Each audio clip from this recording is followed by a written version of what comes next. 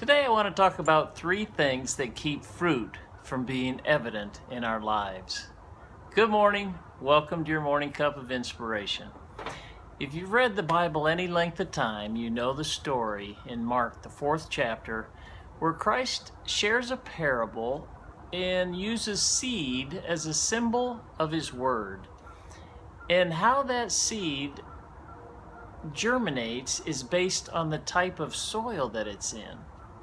And God expects us to be productive. He expects us to have good soil, meaning the word should be deep in our heart, and we should be able to allow that seed to grow through us and out of us to produce a harvest for his kingdom. But as he mentions in the parable, there's 3 things that continuously trip us up. And I want to share those today, just as a reminder for you. The first one he uses symbolically as birds that come and steal the seed. They eat the seed right out of the ground as soon as it falls. And basically that's Satan. And Satan is instilling doubt and taking our faith away to where when someone becomes a Christian and that seed is taken, it's because they have lost their faith. They don't know, is this really true? Did I fall for something? Is God real? And they begin to question it, and the doubts come in, their faith is gone, and the seed did not germinate. The second one is a rocky ground. There's not a lot of dirt. It's very shallow, and that's symbolic of the shallow character that can happen. We get the emotional highs and lows, and difficulties arise, and we've talked about that many times, that we know we have to go through difficulties because that's what strengthens us and draws us closer to God. So if we allow those difficulties to push us away, it's revealing and reflecting a shallow character.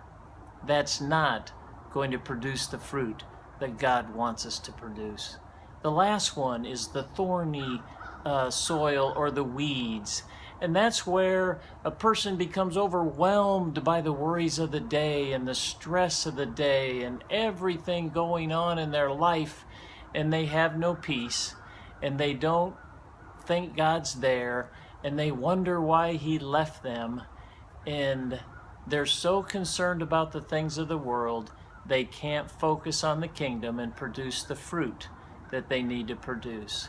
So I want to encourage you today, keep that in your mind today. Don't let doubt come into your heart. Don't let Satan steal your faith today. Don't allow difficulties to arise that will not strengthen your character.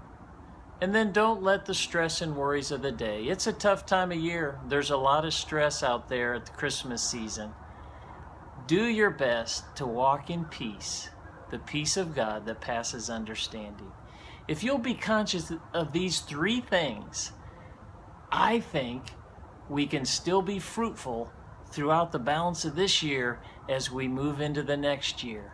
So let's do our best to do that. I'm going to try. Join me in doing that as well. God bless. Thanks for joining me for that morning cup of inspiration, and we'll see you next time. God bless.